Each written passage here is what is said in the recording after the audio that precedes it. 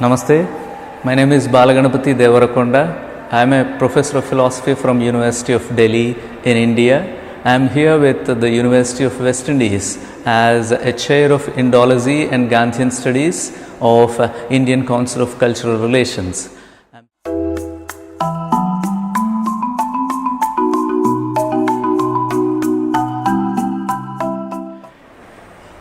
Yeah, there is silence and there is calmness, and we are often told that silence is divine. Is it really so? Just think. It is time for us to think about the slavery and a lot of things that are happening around us and see whether silence is actually really divine. Right? This is where I am reminded of a proverb that I have come across, a French proverb that I have come across, which says, silence makes no mistakes. But I also see that sometimes silence is a troubling kind of one. As a philosopher, I see that some of the concepts appear to be very innocent to us, but when you really probe into them coolly and silently, and some of these concepts can really trouble you, because often concepts involve their own opposites in their own fold. Look at this term silence. I have picked up this wonderful art piece of Dushaine Lorraine titled Echoes of Silence. Echoes of Silence. So it's like, can silence be echoed? We know that sound echoes. But can silence be echoed? Look at that. Okay, so this is where I'm saying the concepts, though appear to be innocent, are actually in reality or not. That's where I'll take you to the second part of this same term, silence, which is silencing.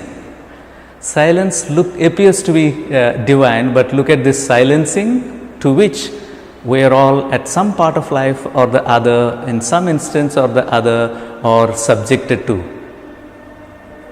Do you consider silencing to be divine and great? That's what this art piece tries to represent to us. Look at this art piece. You see that the person there, the individual, is being silenced.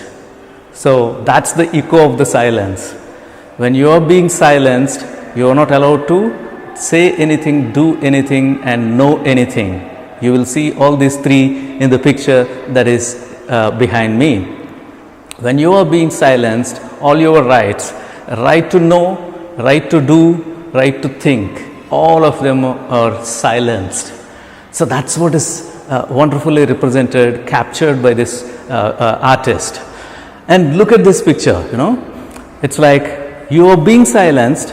By what? You are being silenced by your own self, your own hand.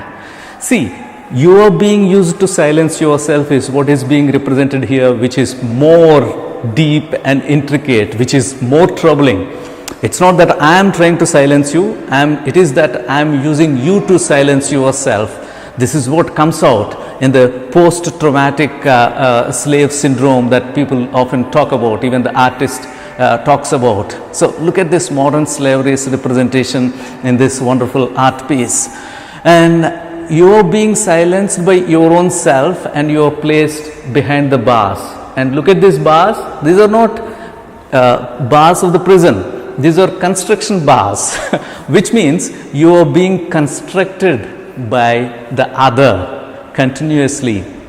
An interesting aspect of these bars is there are few which are behind, there are few which are in front of you, which means your history is constructed and your future and your present is also being constructed by the other by silencing you. So this is like when you see that, it really you get the jolt of the artist's thought and conceptualization, which has attracted my attention.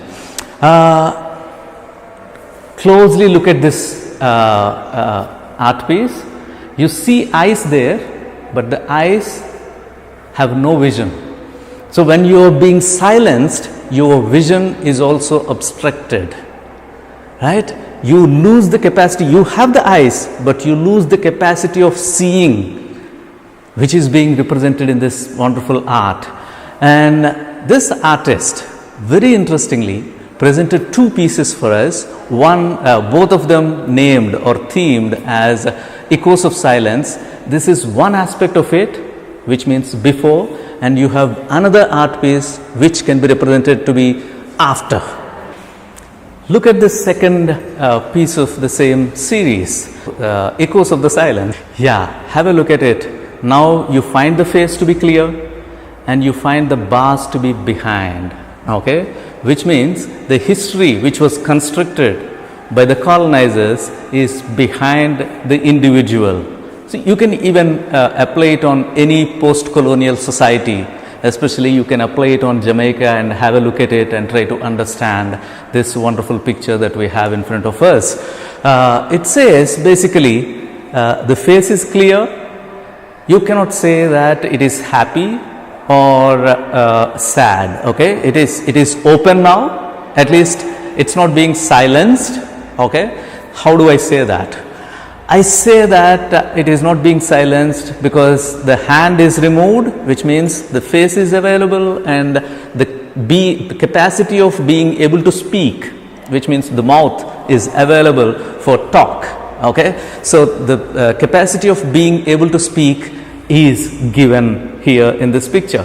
And look at the second interesting aspect, which is eyes. In the previous picture, eyes were open, but there was no vision. Look at this one. Eyes are open and there is a vision as well, okay.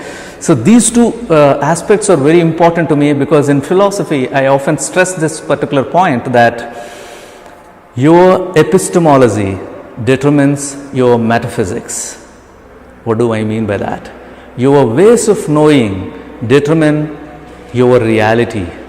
Whatever that you think to be your reality is based on how you have learned to look at that particular one in a particular way. So this is one of the important aspects that comes up in these two series of pictures that I see, where the individual is able to construct the metaphysics. I mean, the post-colonial Jamaican individual is being able to look at or construct his own or her own metaphysics reality, because he is not being silenced anymore, which means he is being open to use his eyes widely open and visualize things, see things, construct things for himself, looking at the reality as it is, and similarly being able to speak for himself. So this is what comes out in these two wonderful art pieces that Dushaine Lorraine has developed for us with the theme Echoes of the Silence. I really admire these two pieces for this excellent work.